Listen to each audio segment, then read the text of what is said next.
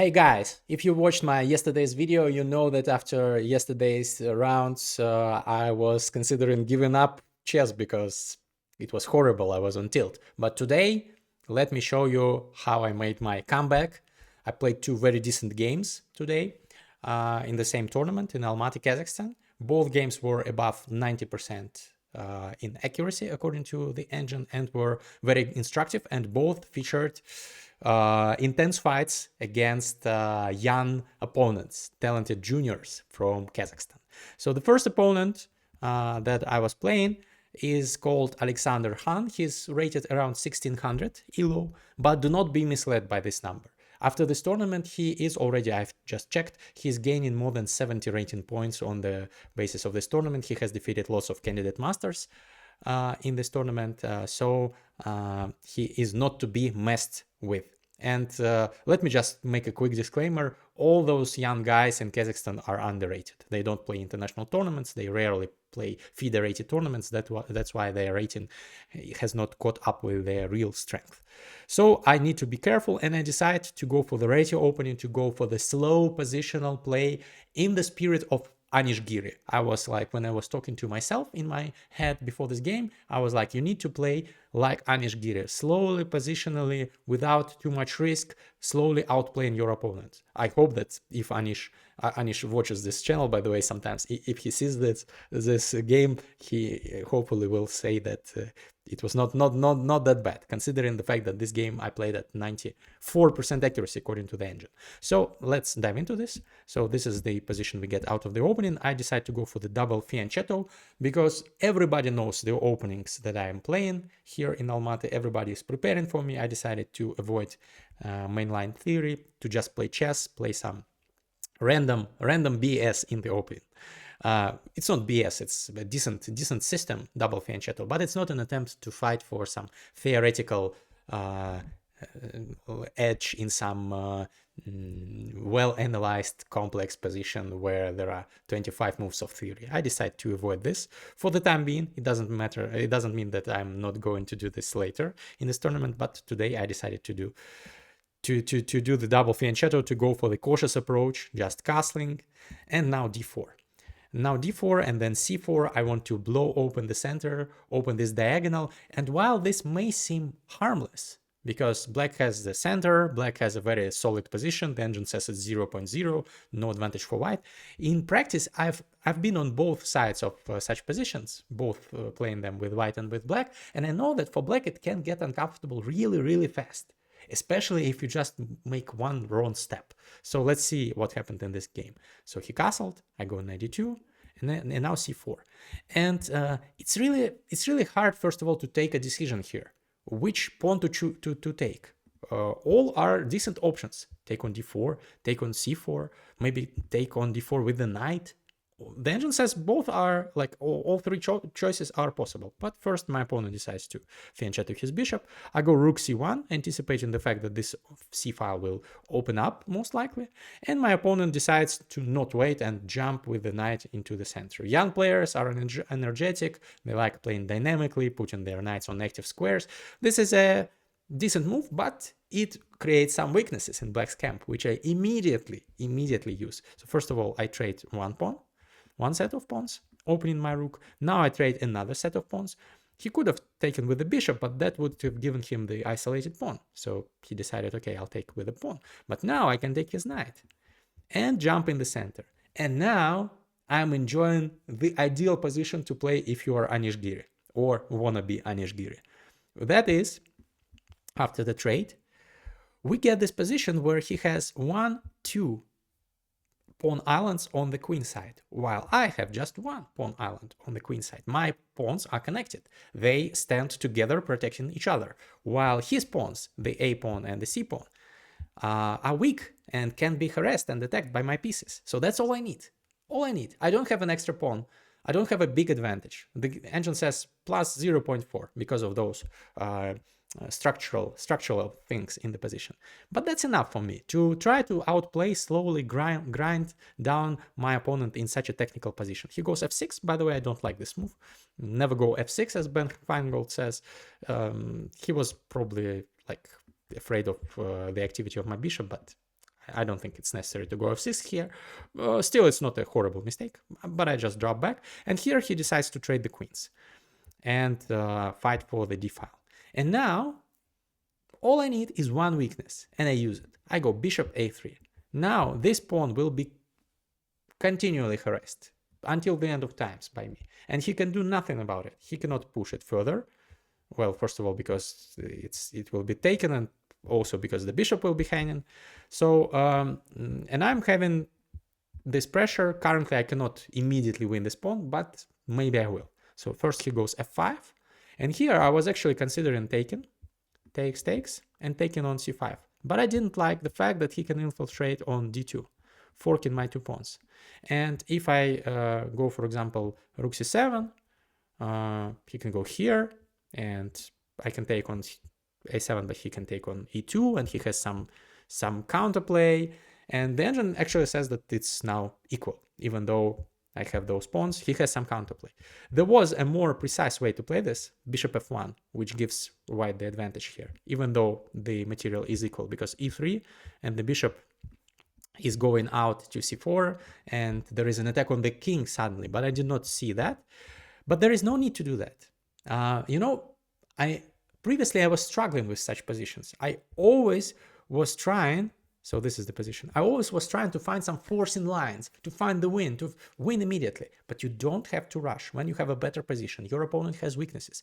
You just can slowly improve your position without any risk. Avoid any risk, avoid any sources of counterplay by your opponent. Do not allow him shenanigans on the second rank, for example, or on the first rank.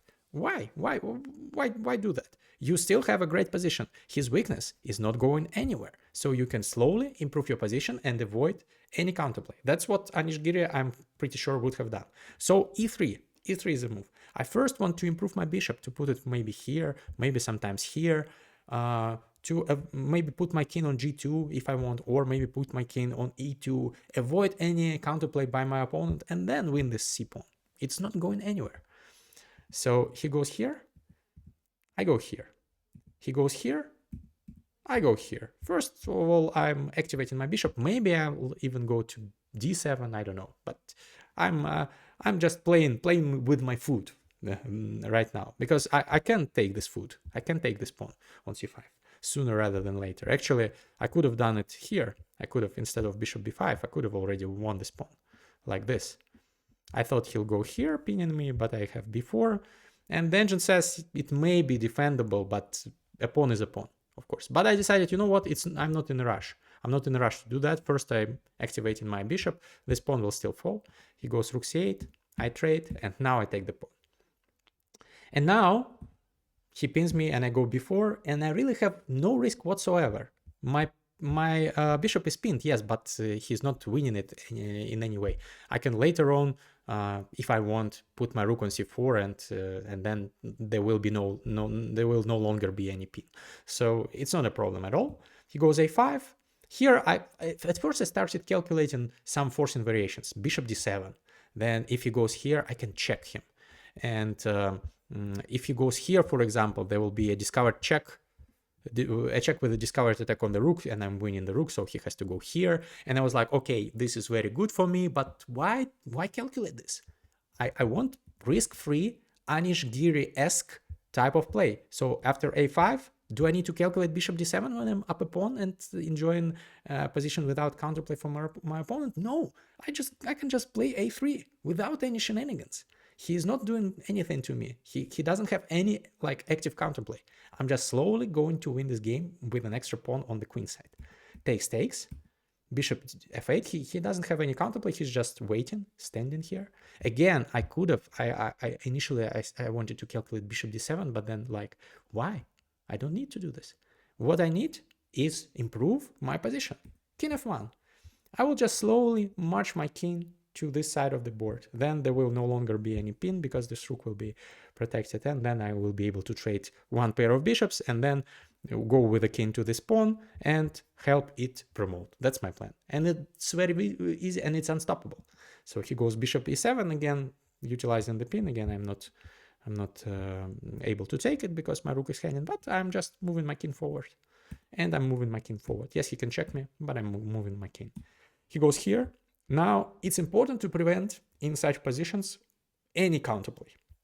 My opponent maybe wants to go bishop d5, maybe wants to go here and attack me with the bishops. And it, of course, should be winning still, but why allow this? So I just prevent everything. I go bishop c4, preventing any kind of activation by his bishop. And here he was growing visibly frustrated. He's not seeing any counterplay, so he decides, okay, I'll trade one pair of bishops, which is only helping me. I took, and now I went rook d1. And of course, if he trades the rooks, the bishop endgame with an extra pawn is easily winning. Bishop endgames are like pawn endgames in that respect. If you have an extra pawn, 99%, maybe not 99, but 90% of cases, when you have lots of pawns on the board, it's not the only pawn, it's winnable. Rook endgames are harder to win, so he decides not to trade the rooks, but now he has to trade the bishops because he gets hit with bishop d4. And the problem is that even though rook endgames are notoriously drawish, this one is not, because my rook is cutting his king. His king cannot cross this Rubicon. His king cannot assist his rook in the fight against my pawn, and my king can assist my pawn with the promotion. So they will just march jointly, hand in hand, and promote. And there's nothing black can do because my rook is cutting black. So king b3 is what I go for. Now I want to go here, here, etc., etc. He goes king e6, but that's the closest he can get. I'm not allowing him to cross the d file. I go b5. He goes rook a8, hoping that if I go here, he'll be able to infiltrate on the second rank, maybe win a pawn or two, even though this is still lost. But why allow any counterplay? So before rushing with king b4, I first go rook d2, preventing any kind of counterplay. I think my coach will be proud of this game, because he's always saying you should prevent your opponent's counterplay when you're winning, and then only then think about your plans. And that's exactly what I was doing here.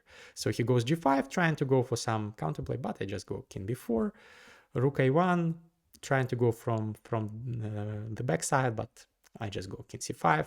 My king will hide behind the pawn, and then the pawn will promote. He goes king c7, I go here, he goes rook b1, I push the pawn, he goes rook b3, and here there are lots of ways to win this, but I find the easiest. I build the bridge, the so-called bridge, to stop this rook from stopping my pawn from queening. He goes rook b2, and I just go b7, and he resigns because next I'll go rook b5 and promote my pawn. Very, very technically clean game. I'm proud of winning it. Now let's take a look at the second one. Today it's a much shorter one, but it has a brilliance in it. You will enjoy it. And it has a gambit. So this time I got a little bit tired of playing technically, and I decided to play some romantic chess. So my opponent was blitzing the moves. He's playing with the white pieces. Elshatov Tamerlan. By the way, he is also rated around 1600, also a Kazakhstani junior, but do not underestimate them, because he has defeated, for example, my opponent from yesterday, who defeated me in the first game of yesterday, Kirill Karpunin, who's a strong candidate master, rated just below 2000.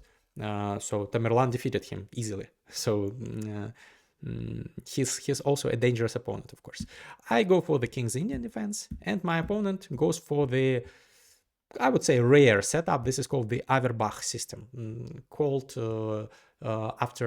named after Yuri Averbach, grandmaster from Soviet Union, a very famous endgame theoretician, but not just endgames. He was an opening specialist as well. So here I go c5, and here I know that the mainline theory is e6 or h6, but I decide to get funky, and I sacrifice this pawn in the spirit of the Benko gambit, b5. So this is not like mainline Benko, this is like Benko-esque position.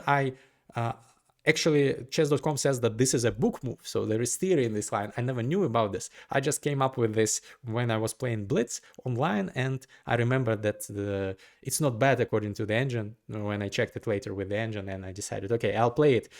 It's similar to the Benko gambit. You cannot take with the knight because the knight has to stay guarding e4, so white has to take with the pawn, and then I go a6, and this is standard Benko idea. If white takes here, black goes queen a5, there is a pin on this knight, this pawn is threatened. Next, very often black takes this pawn, infiltrates like this, puts the rooks on the open files, and there is a huge pressure. Also, this bishop becomes a monster very often, and there is great compensation. For example, in this position, white is temporarily up 2 pawns, white will be up just 1 pawn, but still the position is 0.0 according to the engine. That means that the engine believes that there is more than enough compensation for the sacrificed material for white. That's what could have happened after a6 if white had taken it. Instead, my opponent, he plays really fast. This is, I think, stylistic choice of his to put pressure on his opponent's clock. He immediately goes knight f3, but this was not very wise because he allowed me to show a brilliancy on the board. So first I take. Now again, the knight cannot take because this pawn will be hanging, so the bishop takes, and now you can pause the video to find a brilliant move. 1, 2, 3, knight takes e4. I immediately spotted this idea because I was aware of it, not in this exact position, but I saw this idea in similar positions. The idea is that once he takes, I go queen a5 check, and this bishop will be hanging, and if the knight blocks to defend the bishop, I can take with check and then take the bishop. And he cannot take on e7 because there will be this pin and the bishop will be lost, and his position is horrible because he cannot castle. And I've won this important a4 pawn.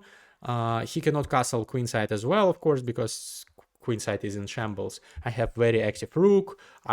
All my pieces are very active, and the engine says it's -2 already, close to winning for black. So that's what happens if he goes knight c3 here. He decides to go queen d2, but it's similar. I also take this bishop. Again, he cannot castle. He goes knight c3, at least blocking this diagonal because b2 was also hanging. And here I could have taken the knight, actually. I was considering it, but I decided why give up my beautiful dark squared bishop. Instead I went queen c4, still eyeing this diagonal, still not allowing him from castling. And he cannot castle alone as well because then my rook will take on a2 and he will not even be able to take my rook because his knight will be pinned. So he cannot castle in any direction. He tries trading off the bishops. Here I was calculating this variation for some time, and I thought it should be much better for me because he has this a2 weakness, he has this d5 weakness, he has c3 weakness. The engine says it's -2.3 already. Wow, I didn't know it's this good of an advantage. But I decided, you know what, I'm not in a rush to take this knight. Instead, I went rook e8 first with similar ideas of going e6. He took, I took. The engine says this is not the most precise way to play for me, but still it's good enough. His king is still stuck in the center, not able to do anything, and e6 is on the cards next. So my opponent tries to hit my queen, but the queen, of course, will never leave this diagonal. It's just dropping back, still not allowing my opponent to castle. Yes, my opponent can trade the queens like that, but then he'll just have a very much worse endgame because his position is full of holes, and sooner rather than later, probably some of his pawns will also fall on d5 or a2. So he's not doing that. He's trying to go for some active counterplay. He goes queen b2.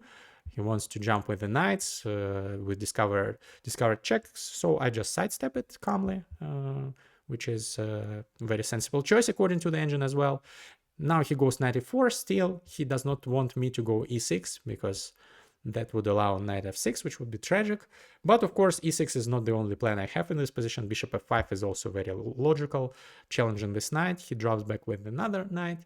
And here I realize that there is a hole on d3 in his position. It's very often the case in the Benko gambit. This d3 square is a great square for the knight if you can put it there. And I realize that 1, 2, 3, in 3 moves, my knight will be on d3 and he can do nothing about it. That's exactly what I do. I go knight d7. He goes h4, trying to go for some counterplay, opening up the h file, trying to checkmate me, or maybe h6 even, and checkmate me on g7. But he's not in time because I go knight e5, and this will be a royal fork, winning the queen threatened. So he has to go queen c3, sidestepping it. But I still go queen knight d3 because this square is protected. And here he probably realized that king d1, which is the most logical probably move, loses immediately because I can take and go f5. And this knight has to stay guarding this pawn because it will be a fork with winning material, but the knight is attacked and it will die here. So this is not good. Because of this, after 93, he cannot go king d1, he goes king f1, but that puts his king in the line of fire. After knight f4, discover check, he has to trade the queens now. Because if he goes here, knight e2 will be a fork winning the queen. And if he goes king e1, queen e2 will be checkmate in 1. So he has to block, he has to trade the queens here. And now I just realized that even though I'm attacking, I don't have to deliver a checkmate. I can win in an endgame where I'm just dominating and up material. I can take this knight, this pawn with the knight. He cannot take back because his queen is pinned. He has to trade the queens. If he takes my queen, I'll take with the rook, and then I'll double the rooks and I'll win one more pawn. So most likely he will lose not just one pawn, but several pawns here. He decides to still push h5, but I just calmly trade the queens here, again avoiding any risk, and go knight b6. Putting pressure on this pawn. This knight on d2 is overworked because it has to stay guarding the e4 knight and also the pawn. So my opponent first takes here, I take back. Now he goes f3. Now this knight can defend this pawn, but my rook now joins the action, rook a4.